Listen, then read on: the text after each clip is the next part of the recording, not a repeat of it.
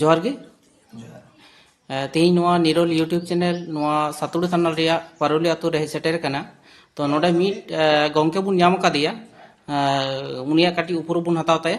और उना साथे ओका पद रे मेनाय केते उना हबुन हताव ताया और मा गंके मा काटी नोआ लई बेन आरकी जोहार गे इᱧᱟᱹᱜ ᱧᱩᱛᱩᱢ ᱫᱚ ᱥᱩᱱᱤᱞ ᱦᱟᱸᱥᱫᱟ ᱠᱟᱱᱟ ᱟᱨ ᱱᱚᱣᱟ ᱛᱮᱦᱮᱧ ᱯᱩᱨᱩᱞᱤᱭᱟᱹ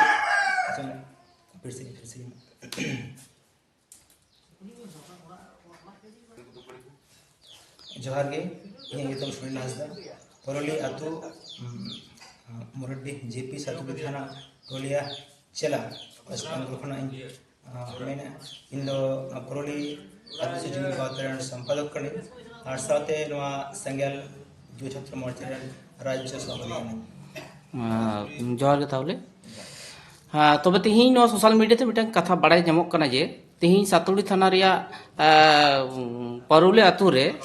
जहाँ तो पुलिस प्रशासन ते सरस्वती पूजा हुयुक कना तो नोआ सरस्वती पुलिस प्रशासन ते जे सरस्वती पूजा हुयुक कना नो दो चिका लगाते नोआ एटकेटोड़े सिरजेव नरकी तेहिं नोय सरस्वती पूजा दिन कना हिंदू को मिटन शिक्षा देवता को मना को अतो नोआ पुरुली आतु रहो नोय चलावेन जहाँ शर्मा ता शर्मा लॉकडाउन को बंद गया तलाह तो हुयुक कान थन गया अतो नितो तो प्राय बंद गया इहोनी कराव कदा लात तना पूजा दो अतो नितो तो नोय सरखान ममो जहाँ उइहर जे अबुआ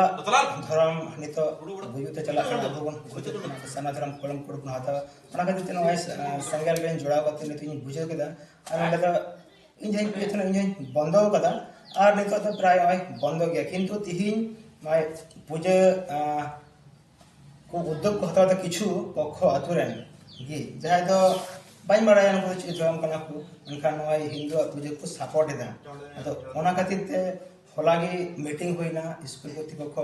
और मीटिंग खाते कोनो सिद्धांत बाय हुईना दीदी मुने लई के जहां जना हेड टीचर उन्हें लई के जे ओला रे धरिन करवा आलिया मेन दो जे नो स्कूल रे दो अडा इच्छुक बनो लिया सरकारी प्रतिष्ठान जेतु और संविधान रे 28 नंबर धारा रे ऑल में धर्म दो आम सरकारी प्रतिष्ठान रे दो आम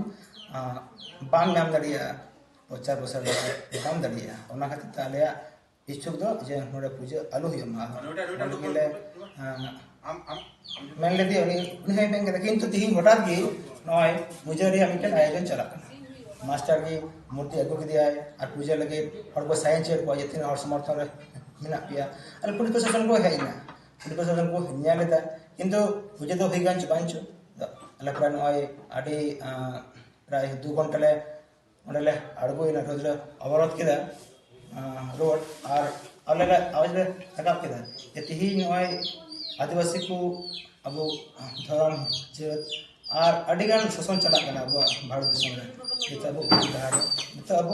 समाज पंचायत संगठन को छे और स्कूल रे पूजा हुई पानते गिदर गिदर को पूजा या रेस्पेक्ट को चिक बुझेवा ओना खातिर ताले छे कना अकुआ निजे व्यक्तिगत पूजा मगन सरकारी स्कूल दो आलू मा अच्छा तिहिं जे नय आपे सरस्वती पूजा खातिर तिहिं नय जे पुलिस प्रशासन नोटे को हेइना त नुकु दो कोई होवाट कोआ नुकु पुलिस प्रशासन दे इने मने दे दो नय जहां कने टीचर उन्हें के लई का कोई और उनिया होवते के जानी नी मने को हेइ कना और अतु और हर जहां कने को समर्थ सरस्वती पूजा रे चाहे हिंदू धर्म चाहे का धर्म को माने मन बडेया उनको होते को हेइ कना और नुकु थे पुलिस प्रशासन तहे कते जी नय चीज जे होइना पूजारी हो बाहे लेना मिटे पूजारी दर के दाय और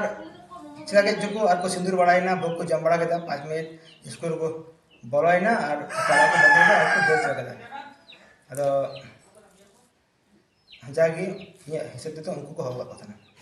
अच्छा जागी आडे आडे संतड़ आतु जायगा रे जेलोक कना जेलका जे सरस्वती को पूजा करना मेनखान इᱧᱟ मेन दो अब आदिवासी को तलारे मिटटांग बाड़ी अर्सन से हिंदू से चला रिया मिटटांग लक्षण कना ओना नोआ लैते आमा विचार दो चेक कना अवश्य ना मिटटांग आड़ी बाड़ी अर्सन कना चला से नय किछुगान आदिवासी हड़ को मेना आतिर मतबन बंद के स्कूल दो होइछु स्कूल कना स्कूल को पढ़ाव दा होइछु अदो इन दिन मेना नवा स्कूल खय गी अबरन को सेड़ा हेड कना कटे कटे गिद्रे को चला कना उनको सरस्वती को पूजा एक बचर जमन तुम आसी बचर आबार होबे उनको सेड़ा इदा ये हिंदू को कोरा उनको गिद्रे को हरा कना तो उनको हरा कना को और अब तो सब को हिडिंदा अब जाहिर थान माझी थान और बोंगा थान मेना ओंडे को चला अदो नवा खातिर ते इन सब ते एकदम बड़ी और सो चला कना और नवा तो गोटा दुनिया की बंद रखती कना अब समाज में अच्छा तिहिन बांग्ला मीडियम रे अधिगान अबु संताड़ से मुस्लिम धर्मवान हर से ख्रिस्टान धर्मवान हर गिद्रे को पढ़ा मेनखान जास्ती कायते जहाँ जेलोग कना जे अबु नवा सरस्वती पूजा रे मुस्लिम गिद्रे हो बाको सेटरोआ से ख्रिस्टान रेन गिद्रे को हो बाको सेटरोआ तो जास्ती कायते संताड़ गिद्रे को सेटरोग कना से अबु को रेन आदिवासी गिद्रे को नवा को सेलिब्रेटेआ तो नवा इदी कते आमा बक्तव्य कटी लई तबुन मा हाँ अबो आदिवासी आतु रे गिन जहाँ स्कूल सरकारी स्कूल मेना आतु रे क्लाब पढ़े को बंद कर रहा स्कूल रे चला कना मतलब अड़ी दुर्भाग्य जिनिस कना जैसे हिंदू को नवा को चेक कना मुस्लिम को आतु रे तो बाय हुई कना स्कूल रो आतु रो मा स्कूल रो बा से एटा एटा जहाँ हिंदू धर्म बाद दिए मेना को उनको आतु रे बाय हुई किंतु अबो आदिवासी अड़ी हुई कना अड़ी दुर्भाग्य कना और नौका कते नुको हिंदू करण हुई कना अबरन हर को नवा तो अड़ी खराब गया किंतु नवा तो जहाँ जहाँ आतु रे नौका हुई कना इन मने जे आतु रे जहाँ कना माझी हर मूल हर उन्हें जिते बाय विरोध है तले खाई न चला गया और इन जेहेतु नवा आतु रे माझी हर कना माझी बाबा कना संगल माझी कना ओना खातिर इन नवा आंदोलन दे आतु रे बाय मानवा दो सोच बिचता हुईवा स्कूल रे तो व्यक्ति को जहाँ को कराव कराव किंतु स्कूल रे तो नवा आलू हुई मान का खातिर के समाज के बड़े तिहिन जुदी नौका अबु बुन बेहेबा और अबु कल्चर जे तिहिन दिकु बुंगा हबु अबु बुन बुंगा को कना तले तिहिन अबु को जुदी नौका बुन नौका ताड़ाम दाहट बुन चला तो इन फ्यूचर रे कि अबु की सन्ना धर्म कोड बुन नाम दड़ेया सना धर्म कलम कोड हां सन्ना धर्म कलम कोड सना धर्म कलम कोड बुन नाम दड़ी जुदी संगे अबरन आदिवासी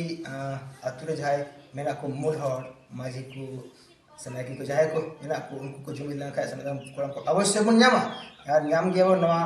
आसपाते की इन हनवाई संगल जुबो छात्र मोर्चा सभापति के नहीं सरकार में वो आयुर ते शांति भाषा में सरकार में आयुर ते जो कमी के ना सना धर्म कलम कोड लगे पूरे विश्वास में ना नाम गया मेनखान नवा लगे आतु आतु रे जहाँ मेना को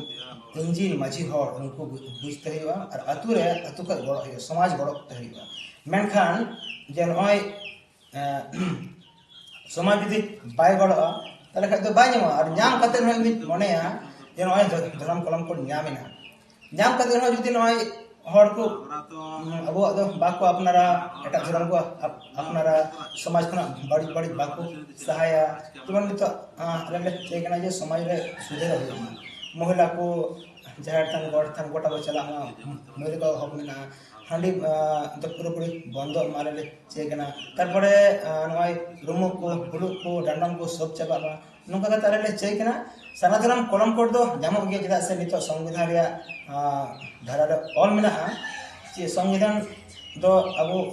मारांग ये ओना विशेष आले आंदोलन नामो गया किंतु नवा नाम कते न इन दो मने